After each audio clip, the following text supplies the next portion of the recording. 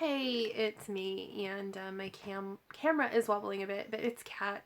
And I know I had promised you all um, a bit more scripted and put together content in the future, but I did want to share an experience with you in the form of a live vlog about my morning this morning. So, sorry about the camera movement there. So basically, I just came back from the GP's office. Now, for those of you who have been with me for a while, you know that I live in the United Kingdom. I'm from America. And if you've been with me for a while, you also know that I have had chronic health issues throughout my adult life. Anyhow, I had a routine med check scheduled for this morning. So I went to just see an NHS nurse at our local practice just to go over my meds and just do a quick overview and that kind of thing. Now, on top of it, started to have some cold symptoms at the weekend, and then yesterday I was feeling pretty yucky, but I was, taking cough medicine and taking paracetamol and kind of slugging through because I have stuff to do. And I thought I would probably feel better by today, but I don't feel better today. Like, I feel pretty gross. And so I didn't bother with putting on hair. I didn't put on any makeup. I just wore like an athletic turtleneck to keep warm and some sweatpants and some tennies. And I probably, compared to other people who live in my neighborhood, like I live in a pretty nice, affluent neighborhood, I probably look like the local, person who hangs out at the back of the grocery store chain smoking and like drinking whiskey. I probably look a bit cray-cray. So I went to see the nurse this morning, and I knew when I got there I wasn't feeling good. Excuse me. So I took my blood pressure on their blood pressure monitor, and it was something like 142 over 102 when my BP was 124. And that's not massively shocking to me because the last couple of weeks I have had more fatigue than usual. And it's not a big deal because, like, when you've had chronic health issues for the majority of your life, then you kind of realize that there are going to be times when you, like, swell up, put on weight, feel extra fatigued, can't get enough sleep or can't sleep at all, have more pain than usual. I mean, there's so many things that you just, like, you have to accept after a while that that's going to happen. I lost my train of thought because brain fog happens. Anyways, so I took my blood pressure, and it was kind of high, and I'm like, okay, whatever. I'm really not feeling very good, though, so that's completely within the realm of reason. And I went in to see the nurse, and she said hello, and she started to mention she was going to get her blood pressure kit out. And I said, well, I took my blood pressure in the lobby, and I gave her the slip. And she was like, oh my, okay, let's take your blood pressure. And so when she was getting out her blood pressure kit, she started to kind of talk about my meds and things, and she was just telling me, well, there's some new evidence about such and such med that you take, and I said, no, that's fine, and she asked about something else I take, and I said, no, that's fine, and I'm not having any issues with that, and she asked about my seizure medicine, and I said, well, a couple weeks ago, for about 2 months or so, I was having breakthrough myoclonus, which, for those of you who don't know, myoclonus is involuntary muscle contractions. They're either positive or negative contractions. In my case, it affects my neck and my trunk, and it causes my legs to pull up and my head to move. And it's involuntary. And sometimes I have aura, so I know I start to not feel quite right, and I know something is going to happen, and I start to get preemptive muscle movements, which sometimes alerts me to the fact that it's going to happen. Sometimes I don't know at all. But, so I told her I was having breakthrough myoclonus on my seizure meds, and I haven't been feeling right for several weeks now. Just more fatigue. I had, like I said, had about 2 months of breakthrough myoclonus, just not feeling right. And she said, well, you really need to see the doctor. And that's when you're sick, these are terrible conversations to have. And I probably just look like the most pathetic tear sprinkler ever. But I was just like, there's no point. Like, I've had these problems for like 17 plus years. I was diagnosed with myoclonus when I was like 21, maybe. And I'm like, there's just no point. I've seen 9 neurologists. The last neurologist I saw called me a polysymptomatic nightmare. I actually have an audio clip of him calling me that, or him referring to people like me that way. And the look on her face, it made me feel really bad. I felt really sorry for her because I say, you know what, you just get on with it. You do. You just accept that the stuff that's going on doesn't make sense, that people don't know what's going on, that it's frustrating, and sometimes it's scary, and sometimes it's confusing, but you just get on with it. You have no choice. There's nobody else who's going to live your life. And so I'm trying to be nice, and I'm trying to say, don't worry, it's fine. But it made me emotional because of the frustration that I feel when people tell me I need to go see another doctor, or I need to see another specialist, or I need to have another test. And then the amount of letdown that happens, the amount of discouragement, the treatment, sometimes the insults and the comments that clinicians have made. And I said, I don't want to subject myself to being called a polysymptomatic nightmare from neurologist number 10. I don't want to be told that there's too many systems involved. Like, how can all these things be possible? I don't want any more tests. I don't want any of that stuff. And she was kind of like, but no, really, you need to see someone. And I'm like, well, I have called actually several times to schedule. Excuse me. I said, I have called several times to actually schedule an appointment with my regular doctor, and I know her schedule has changed. I know she's not in this practice very often. I know that it takes like 2 weeks to get in, and they tell you to call on the day. And I'm like, I'm sick, I'm tired, I don't want to go through all this stuff. And when I'm keeping things status quo, when I am just getting on and I'm able to just go through every day and it's better than usual, like I have to accept there's going to be some amount of crappiness to a lot of days, but that's normal. That's my normal. It may not be your normal, but it's my normal. And so when you see me and I seem normal and I seem fine, I might feel kind of crap, or I might, this or that might hurt or whatever, but that's not relevant to you. It's not relevant to your life. I'm just doing my thing. And so it's like, there's really no point in booking in another appointment. And, she was like, no, really, you need to come. And then I blurted out, because I'm sick and I'm tired, I blurted out that I was having trouble recognizing people. And it's not like I'm having trouble recognizing my husband. It's not like I'm having trouble recognizing my son. But, people who I see frequently, or people who live in my neighborhood, things like that. I've had, it started last year, incidents where I would see someone and they would recognize me and start talking to me or talk to my son. And for like a minute or two, I'm thinking, oh my God, mortal fear. Who the heck is this person? And I have absolutely no idea. And then it turns out to be somebody I see like every day, somebody who works at my son's school, somebody who works at the cafe, the library. Like, it's like, oh, this isn't just like someone I've seen once or twice. This is someone I see like weekly, daily. Oh, that's embarrassing. It just kind of is what it is. And I just like, it freaks me out. But then people around me just say, oh, don't worry about it. That's totally normal. You just saw them in a different context, or you were tired or whatever. And I'm like, it's okay. One time happening, I understand. 2 times, when it happens to a friend's parent, like someone you've seen several times, you've had tea at their house a few times, like you know them. You don't know them super well. We're not like have like a super intimate friendship, but I knew this person and I totally had no idea who she was when she came up to talk to me. So this isn't just one time. It's not just 2 times. It's not just 3 times.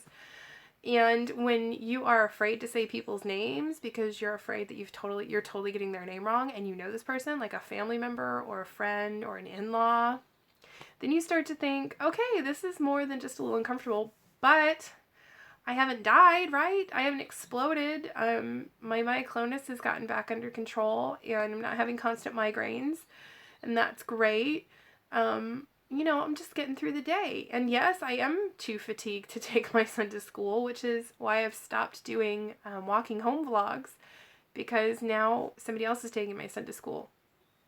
But I'm not going to let that prevent me from living my life. I'm still doing my thing. I'm still working. I'm still trying. I'm not the sort of person who ever gives up. So, and trust me, I know people who have it way worse than I do. And I know it doesn't help to minimize. Like, and if you're watching this and you're in a similar situation, Don't be me. Don't minimize the stuff going on in your life, because that's not fair to you, and it's uncomfortable. I think it is really uncomfortable for other people regardless of their situation. But I do minimize. It's a coping strategy, and I know that. Anyhow, so she was really adamant that I get in to see a GP, and she looked to see when mine was available, and guess what? She's booked for, always booked 2 weeks out, and you just have to call on the day. And I said, there's no point. There's no point. I said, the last time I saw her, probably a year or so ago, I really felt like I needed help, and I needed to figure out what was going on, and I just got let down. And it's not her fault, I mean, it's confusing when there's a lot of stuff going on, and there's so many tests you could run and so many things it could be. And if you just go to another specialist, excuse me, pardon, but you just get tired. You get sick and tired of being sick and tired, but you also get sick and tired of people trying to convince you that you just need to go to one more appointment. You just need to try one more time. Maybe this will be the time. And I'm just living my life. I'm just keeping it status quo. And at one point someone had said, sometimes for people it has to get a whole lot worse before it ever gets better. And that is the truth. I've seen people in the health support groups that I've been over the years who didn't get any help until things just literally tanked, and they were at the edge of death practically, and then they finally got help, or they finally got a diagnosis. And I think that day may never come, and I may just never know, or that day may come a year from now, it may come 10 years from now, and I might finally have an answer, and by then, who knows, my brain could be fried or whatever. But you can't ever just stop living your life. You can't ever just, I can't personally, because I'm a mother and a person, and I have a lot of ambitions and goals in life, and I have a lot to offer the world. I just can't go, oh, well, this sucks, or I don't feel good, or I'm going to stop because, that seems like the logical thing to do, and I'm going to pursue this unicorn of a diagnosis, or a unicorn of a situation, what's the point in that? There's just no point in that. And I see a lot of people who really put themselves through hell, going from doctor to doctor, specialist to specialist, test after test, because we have, especially I think in the US, we have this sort of privilege that we have access to all these tests. We have access to all this advanced medicine. And yes, it comes at a price. It comes at a very high price. Insurance is very costly, and treatments are very costly. And it's really hard for average people to be able to pay for the medications and for the medical coverage. But yet, we, in that consumer environment, we have so much say. And you can go in and say, I want this test. I want to see this type of specialist. And you have so much more say. Here, it's not really like that. So I can't just go into my NHS practice and say, I want to see this neurologist. I want to have this. I want to have an SPECT. I want to have, an MRI with contrast, because I haven't had one in several years. And, there were some T2 signal hypersensitivities that got blown off. And, obviously something in my frontal lobe's not functioning properly according to the tests that have been done. But then, the neurologist went, oh, well, I don't know. For real, it doesn't make any sense, but there has to be a point where you have to choose, am I going to stay the course and have people think that I'm just some malingering, emotional head case, or am I going to pull together what dignity I have and just get on with my flippin' life and smile, and, if I'm not feeling good, just go, it is what it is. That's a whole lot easier to do. If you ask me today how I'm feeling, I would say, I think I have a respiratory infection. I really don't feel very good, but I'm okay. I mean, in reality, yeah, I am okay. I do have foggy moments. I do have confused, freaky moments. I sometimes don't recognize people. I sometimes have difficulty doing stuff that seems completely easy and normal, and I used to do before totally easily, and I have difficulty with that. But on the whole, I'm pretty intelligent, I seem pretty capable, and I can walk, I mean, it might hurt sometimes, and my joints might feel like crap, and, I may have little things bubbling under the surface and stuff that doesn't make sense, but right now, like, I'm totally good with that. That is status quo. I am maintaining, and if it gets to the point where I can't maintain, well, then I'll just have to take it when it comes, if it comes. Anyway, so long story short, this is like 15 minutes of like live babbling that no one will probably ever watch, but at the end of that conversation, I'm crying. I don't feel very good. And I'm like, I'm sorry, ma'am. I'm sick. And the subject of my myoclonus came up, and I was just being honest when I said that I was having breakthrough, and that's not really normal for me. And yes, I accidentally blurted out I was having difficulty recognizing some people. And I'm like, but it's not a big deal. And she's like, it is a big deal. It's a huge deal. Like, think about your family, And then when people say think about your family, you're like, what, you think I don't think about it every day? You don't think that I don't contemplate all this stuff far more than is probably mentally healthy? And I'm like, I understand your position. And I was there with my mom too. My mom was chronically ill. So was her sister. And I was there all the time saying, you just need to keep going to the doctor. You just you need to do all this so it gets sorted out. You need to get this addressed. And everything was breaking down. She had all these different diagnoses that didn't seem connected. She had all these medical problems that didn't seem connected. And she died at like freaking 62 years old. And then her sister died like a month and a half later. They both had lives where about my age on, they really suffered, and they had so many disconnected issues and heart problems and just all this stuff. And I understand now that it weighed down on them to go to all these different appointments, all these different specialists, juggle all these different medications, deal with having to smile and go to work every day and function and realize that nothing was going to change, and they just have to get through it. You have to get through it. The difference between me and them is that I am positive and I am full of love and faith, and I just care so much about the world, and I have so much ambition in me, and I have so much drive and desire that nothing will ever stop me. Nothing is going to stop me. I enjoy life. I enjoy every moment I spend with my son. I enjoy my life here in England. I love my family. I love my friends. So, it is what it is. I gotta keep going. Now with them, they gave up. They were just they were sick and they were unhappy. And I've seen that. I've seen the effect of that. I've seen what that can turn people into, and I'm not okay with that. So, like I say, today I've got like a respiratory infection sort of thing. I don't know. My mucus is absolutely disgusting. My blood pressure is like up and down. My heart rate's up and down. I feel like crap. But whatever, like, I still have stuff I have to do. I still have someone coming by to view the house because we're selling the house. And we're moving soon. I still have to do that. I still have, work I have to do. I still have, commitments that I have to keep up. I still have to make dinner tonight. I still have to be a mom and a wife. And it is what it is. But anyhow, the nurse, I think she was as emotional as I was. And she was like, but you can't give up.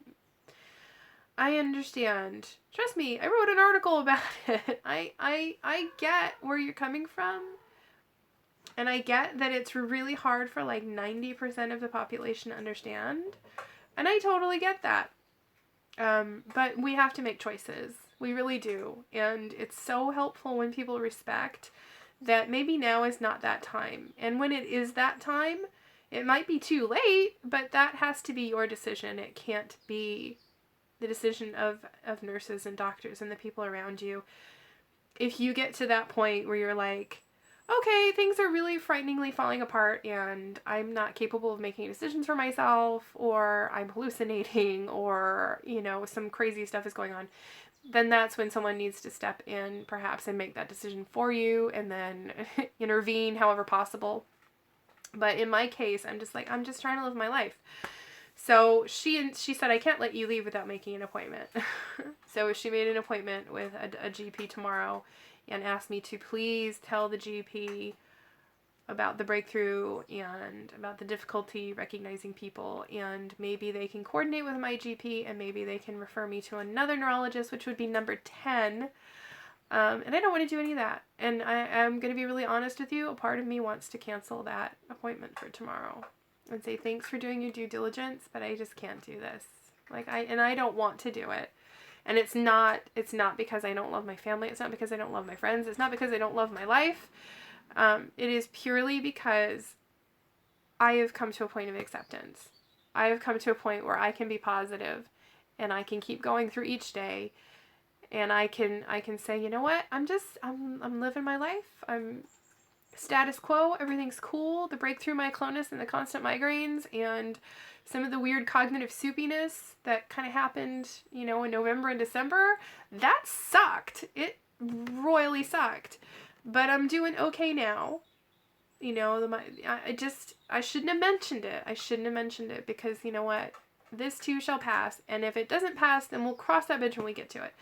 I know it's hard for most people to understand. I know it's hard for the majority of people to understand. And if it were me and you were telling me this story, I would take your hand and say, that's so not fair. That's not okay. And I need you to keep going. And I need you to just have some faith. And I'd say that to you. And maybe I'm a hypocrite like that. I don't know. Because I'm just like, sorry, been doing it forever. And I'm good. I'm not good right now because I have a respiratory infection, but otherwise, and I'm sure it's a respiratory infection because my mucus is like toxic colors and it's completely nasty. But in my mind, I'm maintaining. I'm okay. I'm going to have good days. I'm going to have bad days. It can't be a situation of, you should give up. You should stay home. You should rest. You should do that. I should do what I think I need to do because I'm an adult. I'm a grown woman, and I understand my mother's position. You have to do what you have to do. But the distinction that I make is that I am positive, and that I have faith, and that I am unstoppable, and I am strong. And those things are what carry me forward. So, in any case, it's been 22 minutes, and I'm done babbling at you, but I needed to vent about that particular issue, because I know I have some chronically ill friends, and I have a lot of friends in the rare disease communities, and I have friends, I have a friend that has lupus, and people are always telling her how she needs to go to another doctor, she needs to get back on steroids, she needs to do this, she needs to do that, and she knows what she needs to do. She's a grown woman. She knows what she needs to do. And she's doing her best, and she's keeping it status quo. And she may not have the quality of life that you think everybody deserves, and that perhaps everybody does deserve. But she's doing what she needs to do, and she's making it through each day. And it sucks, and it's tough, and it's hard. But what's even harder is having everybody tell you what to do. And so whenever she talks about what's going on with her health, I'm like, no, I can understand that. You do what you got to do. And I'm sorry that it sucks. I wish I could make it not suck for you. But all I can do is love you and understand and think the best and most positive thoughts that I can. And that's what really helps. I think that's what really helps people. Not telling them that they need to see Dr. 10 or 30, or that they need to have this new test or this, and that they've got to do it for others. And you know what? Living your best living the best quality of life that you can manage on your own, and being as joyful and as happy as you can, then that's awesome. So anyhow, I'm done with my gross infection-y, like no makeup, no hair on, like low-grade fever, feeling really nasty and probably needing some rest. And now I've got to clean my house because someone's going to come and hopefully buy it. And then hopefully I will start filming the better quality videos that I promised with better lighting in a nicer location. And we'll all just get back on track and we'll do this together. And it's going to be cool. It's going to be okay. So if this 25-minute rant has helped anybody who's dealt with anything from whether you have, chronic migraines, which I can empathize with, whether you have chronic brain fog, excuse me, I'm gross and snotty, whether you have chronic respiratory, not respiratory, what's the word I'm looking for? Crap, I can't remember. Whatever chronic health issue you have, whether it's deemed to be, common or uncommon, whether it's your thyroid, whether it's, epilepsy, whether it is migraine, no matter what it is, whether it's 1 or it's 21, I respect your health choices. I respect what you choose to do. And I have faith that as an adult that you're making the best decisions that you can, and that you are seeking the information that you need to make those decisions. And if you do need help and you do find it's time for another doctor or another treatment or something, then that you have the strength to make the right decision and have people to surround you to help you. In my case, I'm good with where I'm at. So, love you. Take care. My nose is running and disgusting. Have a great day. Be good to yourself and be good to others. Bye.